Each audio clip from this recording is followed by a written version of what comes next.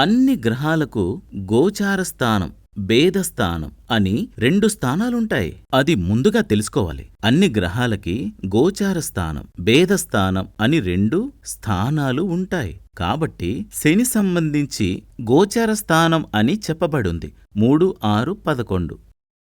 అదెలా అంటే శని మీ యొక్క రాశి ప్రకారం 3వ స్థానంలో, 6వ స్థానంలో, 11వ స్థానంలో మంచి ఫలితాలిస్తుందని చెప్పడం కామన్ విషయమే. అది ఒక కామన్ శాస్త్రమే. కానీ మీ యొక్క జాతకంలో శని 3లోనో, 6లోనో, 11లోనో ఉంటే, దృష్టుంటే కాదు అందులోనే ఉంటే మీకు శుభకార్యాలు జరుగుతాయి. కానీ ఆ సమయంలో మీ జాతకంలో శని 3వ స్థానంలో ఉందనుకోండి, లేదా 6వ స్థానంలో ఉందనుకోండి, లేదా 11 స్థానంలో ఉందనుకోండి, ఆ సమయంలో ఈ శని ఏ రాశిలో ఉందో దాన్నేమంటారంటే 5వ స్థానంలోనో, 9వ స్థానంలోనో, 12వ